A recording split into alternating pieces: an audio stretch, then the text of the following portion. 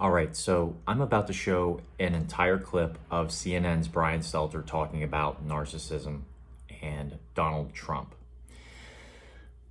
I am not here to defend Donald Trump. Donald Trump certainly is a narcissist of his own proportion, a proportion that I believe we as Americans, all of our lives, have seen and have been able to pretty much gauge and judge ourselves, the egos that people have, and the narcissism that can be created from this egotistical lifestyle that's not just Donald Trump. This is the average everyday American, as we have become ultra consumers, by which we have access to excess. And we do so at the freedom and with liberty and justice for all. But we do so excessively, and we have developed these identities of the way we live with our vehicles, with our sporting events. So academia, sporting events, our jobs, who we represent, what we do with our free time, how we work, how we get along with our family and friends and loved ones, in our marriages that have failed over the years, in our relationships with our families that have struggled over the years. Things happen in our lives that leave us victimized unconsciously in many ways. We as Americans have been traumatized by a lot of things. That becomes a part of our identity, and it's unconscious in many cases. And so unconsciously, we carry these burdens of our past. And a lot of times what ends up happening is our ego develops away from the self. And the farther we go away from the self, the more anxiety you notice. There's a greater distance between the ego and the self. The ego wants to keep extending itself, okay? And it gets bigger and inflates and needs more from the external.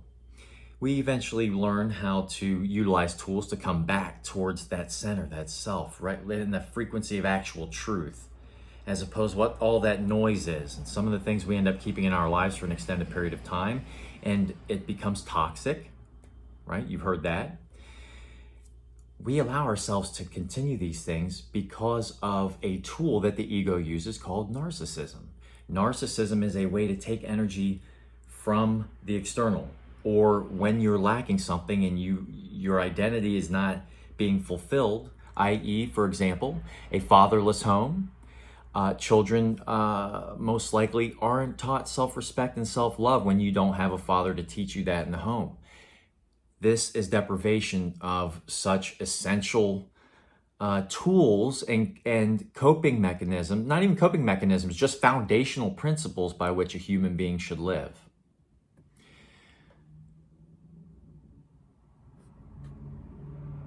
When we are deprived of these things from a young age, for example, and I speak with personal experience and openly about this, it's a very deep topic, yet it actually can be brought to the surface at any time. When we are deprived of such things at a younger age, we seek externally those things. And these things determine your narcissism, seeking from the external that which you never got, love and self-respect. So what do? You may develop relationships even though you may not be as compatible with that person. You fulfill that narcissistic requirement to fill that ego's void, to complete that identity, which is not who you are truly. Short term, the dopamine and serotonin, they go off and you're happy. You are satisfied. And this could be, we could go into many different avenues from there, sticking to where I'm getting at.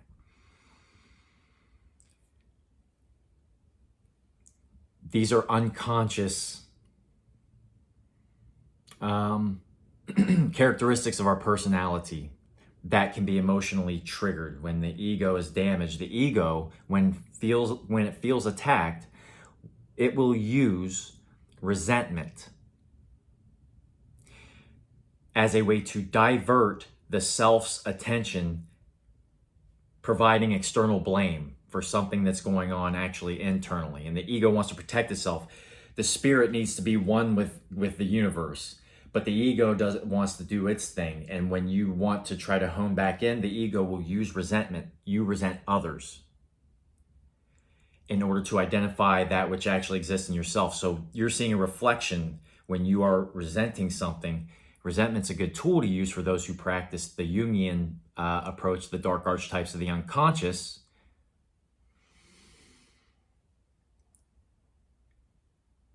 We end up being triggered by that which actually exists within us, but we suppress it unconsciously.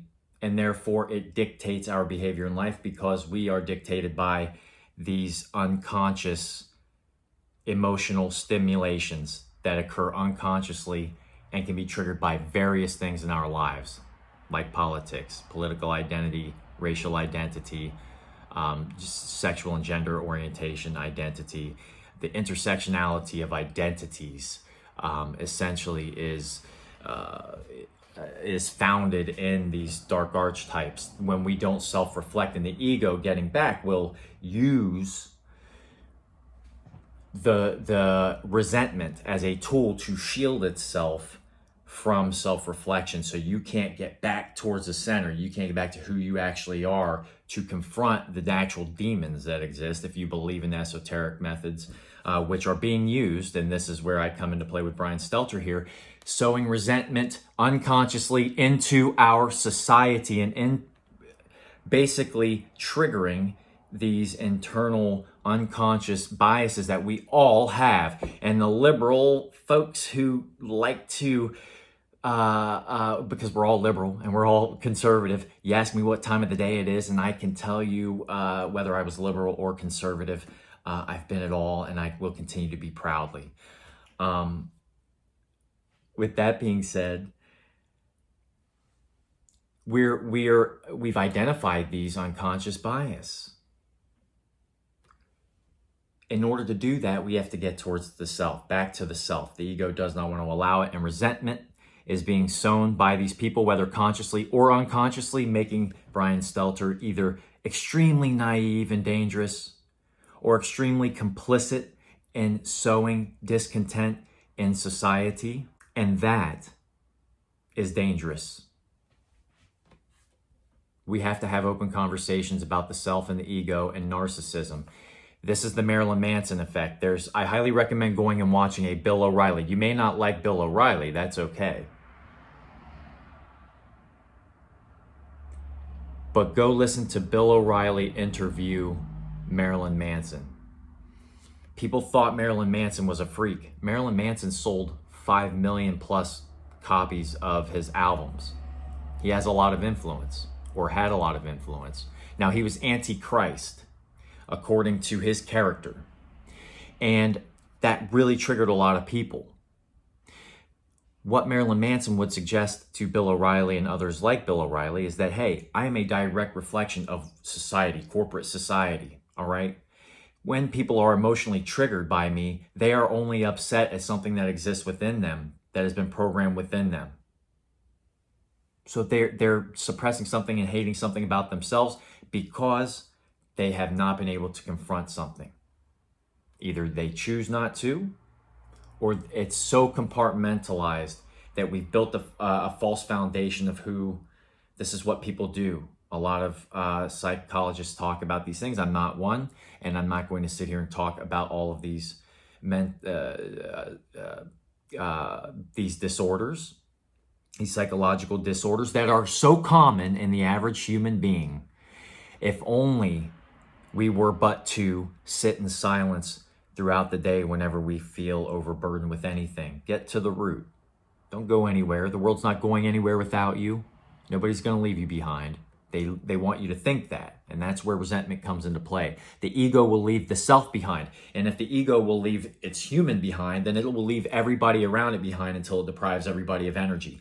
And that's what this is to me. This is energy play from CNN and Brian Stelter, using and sowing resentment in public discourse, creating public discontent. And I'm spent on that one. So with that said, here is the clip. Hey, this is not just CNN either. This is Fox News. This is everybody. Every corporate media group has a narrative, and it is the same narrative. And they're suppressing the same information and using the same techniques. We have to be aware of the self, all right? It's going to take self-reflection. We have to sober ourselves up. It's going to be painful. It's painful. It sucks. All right? God bless. Check it out. Narcissism is a personality disorder. It is not a term to throw around lightly. It's a serious thing. It exists in the realm of psychology, not politics.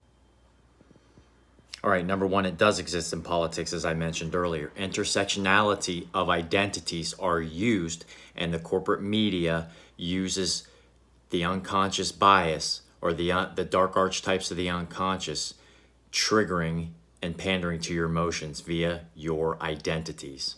So he's lying. Yet sometimes the only way to understand politics is through psychology. When I hear people on TV confused, perplexed about Donald Trump's continued promotion of the big lie, when I hear commentators saying, this doesn't make any sense, why is he doing this? Well, it does make sense when viewed through the prism of narcissism.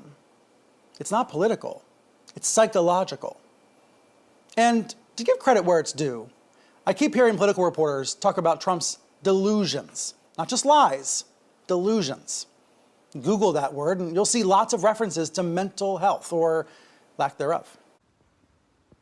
All right, definition of delusion. Disappointment resulting from the discovery that something is not as good as one believed it to be. That's very similar to CNN reporting falsely that there were weapons of mass destruction in Iraq, since which nobody's been held responsible for. And perhaps a classic example of the ego and our identity would be post 9/11. Did not 9/11 become a part of America's identity forever? Never forget. You put it inside, there was so much trauma, and the post 9/11 psychopathy was used to perpetuate fear. And that fear was used to trigger our identity. This is narcissism, so this is the inverse reality of CNN gaslighting, projecting. This is what narcissists do. They project. And fear, like the ego, is an illusion. So what are the downstream effects of all this? Where are we heading as a country? You've probably noticed that Trump has found at least 3 ways to reach people after being banned from Twitter and Facebook. He's releasing lots of statements which are shared and read and taken seriously on far-right TV. He's giving lots of interviews for books that are coming out all the time. And he's giving lots of speeches that are carried live on Newsmax and One America News. All right, again, a prime example of using projection of resentment. He's using resentment to accuse Donald Trump of doing the same thing that every other president in history's past have done. And if we were to understand what our previous presidents have actually done and have led us down a road of perpetual war, we're currently in 8, perhaps we could start to identify exactly what the corporate media is up to. Although not Fox, by the way. In OAN land, election rigging is still a daily theme. Imagine that, right? It's been months and months and months. This is still a top story on channels like OAN. And Trump is on the air this weekend saying that election rigging and fraud, what he calls the fraud, is the biggest issue among the GOP base. Listen to him call out the quote-unquote rhinos who don't get that. A lot of the rhinos don't realize that yet. A lot of the leaders of the Republic, guys like Mitch McConnell, they have no idea how big an issue this is. Now, this is Donald Trump's narcissism deceiving you. Whatever his identity and whatever his personal affiliations are, what he won't tell you is that Mitch McConnell knows this. These guys have to stay in office. You can't deceive the Republican Party. That's why Mr. Trump signed that little contract stating he wouldn't run as an independent. Are there really independent minds out there in the political spectrum nowadays? Use your intuition and get rid of your ego. This is the biggest issue with the Republican Party and the Republican voter. When I get up and speak, all they want to talk about is the election fraud, because it was the crime of the century, and people are dying, and our country is going to hell because of a rigged election, and it's a shame. On one level, Trump is right that this is the animating issue of the GOP right now. One man's narcissism wreaking havoc with an entire political party. With me now is Carl Bernstein, the legendary investigative journalist and CNN political analyst. I find myself, Carl, after a week full of Trump delusion headlines, wondering where we are heading as a country. Where do you see us heading? Well, I think we need to slow down a bit and deconstruct some of the things that you've just laid out there. The first thing is I'm not a psychiatrist, and God knows all of us may have a degree of narcissism, but when we're talking about Trump, we're obviously talking about a kind of delusional madness. All right, and we're going to play the political identity game, or the politically correct game, where we take identities and use moral posturing, by which everybody has narcissism, but this person specifically, because he's immoral, we're going to take the moral high ground by which we elevate our moral posturing about the sensitivity over truth. And the facts are that there has been mass censorship for at least the last 5 years, but in my opinion, based on my research for my entire life and my parents' entire life, I highly recommend looking into the Smith and Mundt Modernization Act of 2012 under the Obama administration to look more into details about how corporate media can influence Americans with opinion based on a narrative. Such as General Milley was talking about, that is on a scale and a scope that we have never experienced in an American president in our history. I think we need to calmly step back and maybe look at Trump in a different context. He is our own American war criminal. And again, we have a narcissist calling others the narcissist here. How many wars? There are 8 total that we're currently in that these people deceive us into. And during the Trump administration, he had to relieve General Mattis, who I served under in Fallujah. I'm a Fallujah Marine from way back in 2006 and 7. Holler at your boy. I love that guy. But he opposed Trump getting out of Syria to end a lot of the wars that we cannot afford because Trump understood that we were bankrupt. This guy doesn't know what he's talking about, and he's accusing Donald Trump of being a war criminal.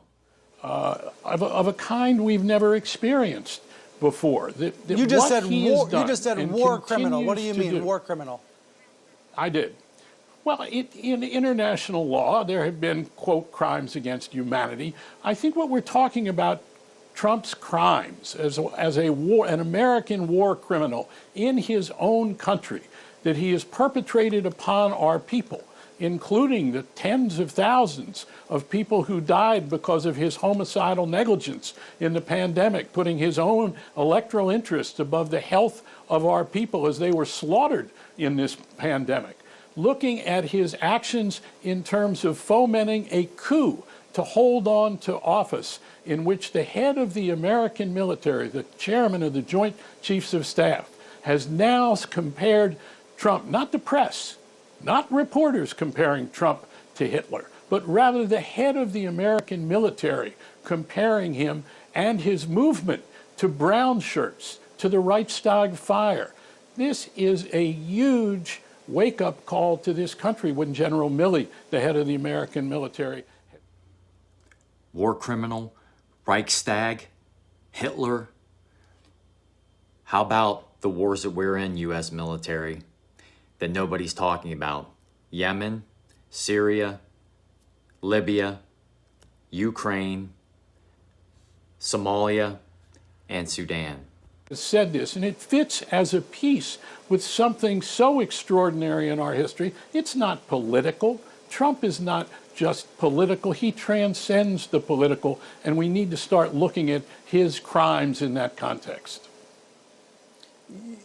You're going to get heat for talking about war crimes because there's, it's not as if the ICC is setting up a panel or anything, taking any action. I want to be careful in using and trying to say we need a new context, a war against both our people in terms of what the effects of his policies and selfishness, if you want to use the word narcissism, brought. Okay, it is something in itself that we have never seen in a president before. The guy's calling somebody a narcissist while simultaneously declaring war on the American people.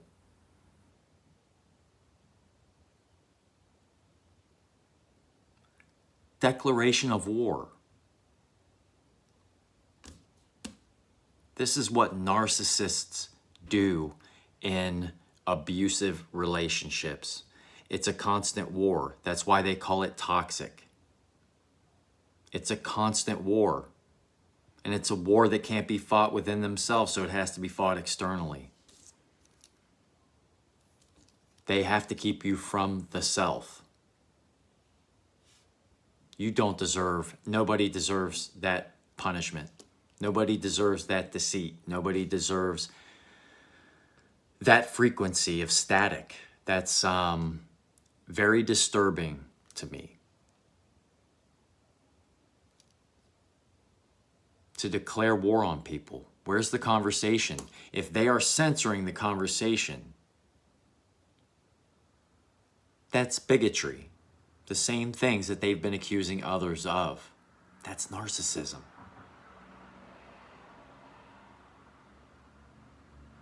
We have to identify these things. Pass this along. Have a great night. It's bedtime. Peace out.